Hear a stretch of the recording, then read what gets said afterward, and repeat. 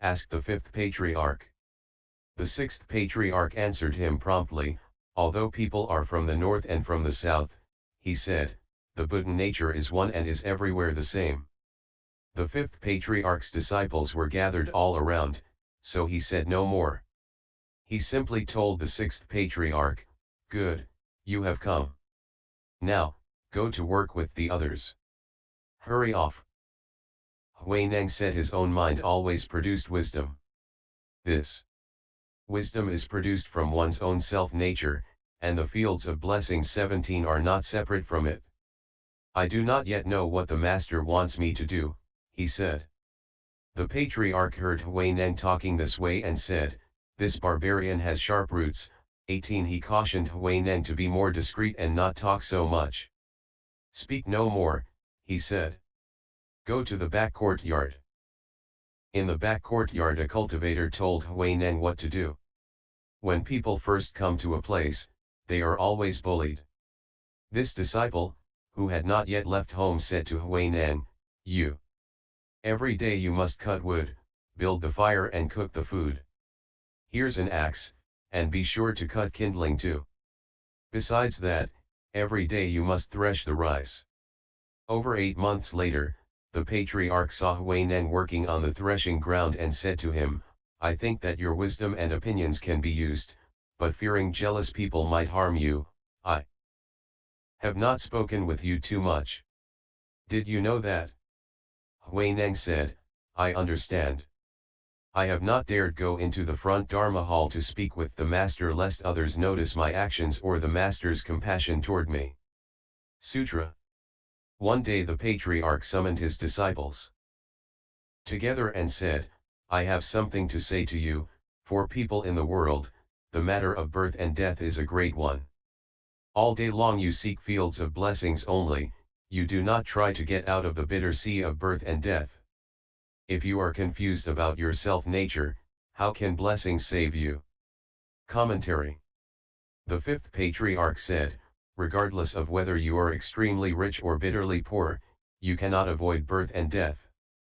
Consequently, you should know how you were born. If this question of birth and death is not resolved, life is dim and confused, and you are confused with coming and going. You do nothing but seek merit among the gods and among humans, you do not know how to seek wisdom. Thus, you swirl and drift in the suffering sea of birth and death. It is said that one who cultivates wisdom and does not cultivate merit is like an arhat with an empty begging bowl. He is very wise, but no one makes offerings to him.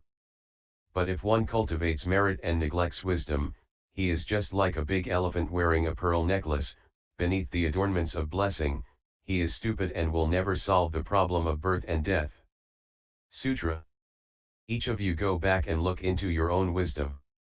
And use the prajna nature 19 of your own original mind to compose a verse. Submit it to me so that I may look at it.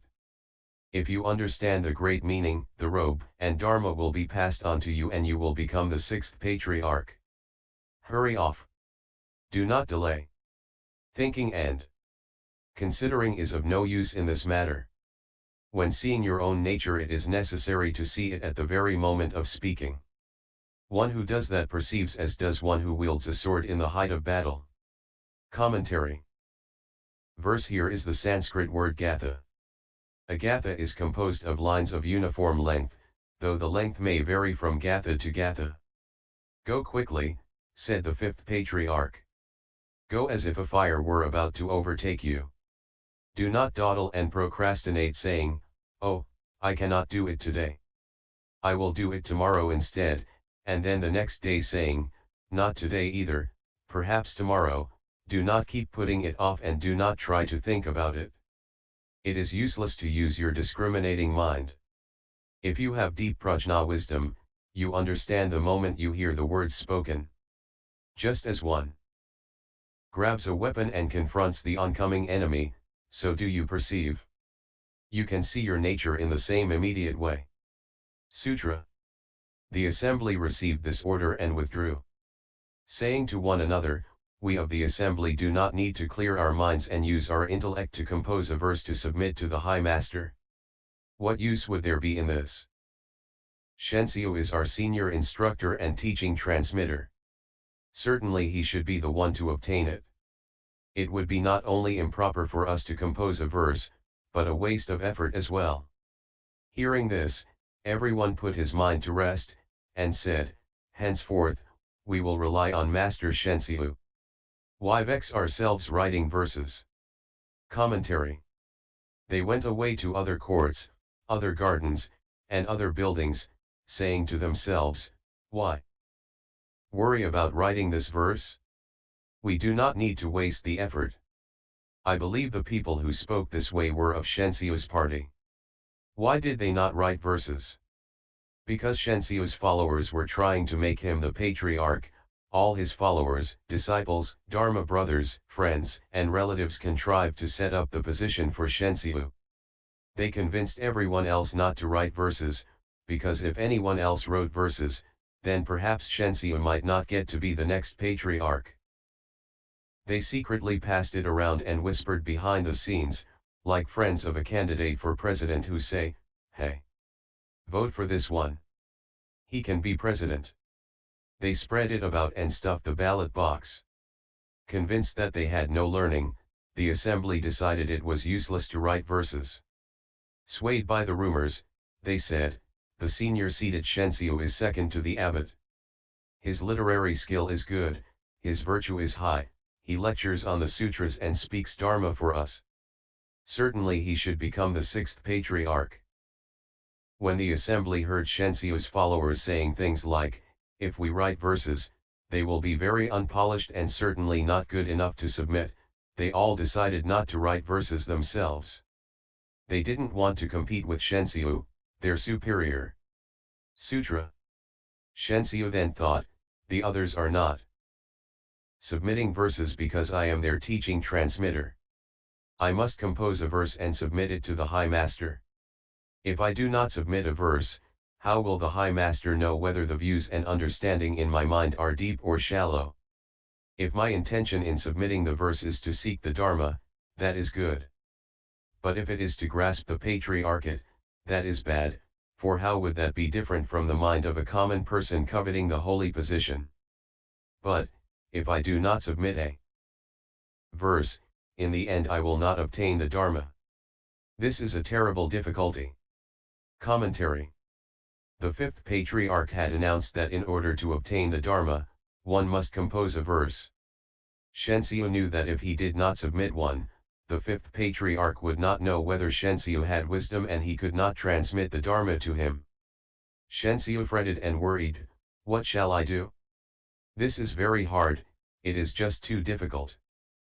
Sutra. In front of the fifth patriarch's hall were 3 corridors. Their walls were to be frescoed by court artist Lu Chen with stories from the Lankavatara Sutra and with pictures portraying in detail the lives of the 5 patriarchs, so that the patriarchs might be venerated by future generations. Commentary. A court artist is one appointed as an official to the imperial court because of his talent. The title of the Lankavatara Sutra has 2 meanings, city and cannot be gone to. This city, located behind Malaya Mountain, is inaccessible to those without spiritual powers. Shakyamuni Buddha used his spiritual powers to go there and speak the Lankavatara Sutra for the benefit of those who had spiritual powers. The court artist was to depict the miraculous, inconceivable, wonderful transformations which took place in the assembly on Lanka Mountain. The court artist was also to paint pictures illustrating the flow of the Dharma from Great Master Bodhidharma, the first patriarch, to the Great Master Huai-Kyo, the second patriarch, and onward from generation to generation, to the fifth patriarch, Great Master Hung Gen. The paintings would remain in the world so that future generations might receive benefit from respecting and making offerings to them. Sutra. After composing his verse, Shensio made several attempts to submit it. But whenever he reached the front hall, his mind became agitated and distraught, and his entire body became covered with perspiration. He did not dare submit it, although in the course of 4 days he made 13 attempts. Commentary. Shensio's students were not greedy to become patriarch, but Shensio had a great desire for the position. Whenever he tried to submit his verse, he went a little crazy. What am I going to do? Is this verse right or not? Can I submit it? He did not know if it was right or wrong. Ah, maybe, is it this way or is it that way? Maybe it isn't. Maybe it is, more or less. Endless questions flooded his mind, making him extremely nervous. Every time he tried to hand it in, he broke out in a heavy sweat. Why? It was a huge gamble. If he failed, he would not be a patriarch, but if he passed, he would. Fear of failure caused his extreme agitation. It was really suffering, really hard work. It is not easy to be a patriarch. Look at how much effort he expended. For 4 entire days and nights he never shut his eyes. He just kept trying to submit his verse. At night he would go as far as the Fifth Patriarch's hall, peer around, break out in a sweat, and flee back to his room. During the day he tried again. In the periods in between, he could not sit, lie down, or sleep, and when he tried to eat, he couldn't swallow. He went before the Patriarch's hall 13 times and still did not submit the verse. Now, when I give you a quiz, you write the answers very promptly and hand them in. Suppose I were to give you a patriarch test. I think your hands would tremble so that you could not write out the answers. Finally, after so many attempts, when Shensio had almost worried himself to death, he thought, hey, get hold of yourself. Calm down and think this thing over. Meditate and enter samadhi. Sutra. Then he thought, this is not as good as writing it on the wall so that the High Master might see it suddenly. If he says it is good, I will come forward, bow, and say, see you did it. If it does not pass, then I have spent my years on this mountain in vain, receiving veneration from others. And as to further cultivation, what can I say? That night, in the third watch, holding a candle, he secretly wrote the verse on the wall of the south corridor, to show what his mind had seen. Commentary. That's it, he said with relief. I will write it on the wall, and when he sees it he will say, this is truly a fine verse, truly wonderful, and I will admit that I wrote it. But if he says, this is too confused, it is nothing but useless trash, then I will know that I have wasted my time here on the mountain. He crept stealthily, like a thief in the night. He carried just a little candle, for if the light were too bright, someone might have seen him. Sutra. Verse. The body is a Bodhi tree. The mind like a bright mirror. Stand time and again brush it clean. And let no dust alight. After writing this verse, Shensio returned to his room, and the others did not know what he had done. Then he thought, if the Fifth Patriarch sees the verse tomorrow and is pleased, it will mean that I have an affinity with the Dharma. If he says that it does not pass, it will mean that I am confused by heavy karmic obstacles 20 from past lives, and that I am not fit to obtain the Dharma. It is difficult to fathom the sage's intentions. In his room he thought it over and could not sit or sleep peacefully right through to the fifth watch. Commentary. He bounded back to his room 2 steps at a time, as if he were being chased, but quietly, taking great, silent leaps like an expert military spy.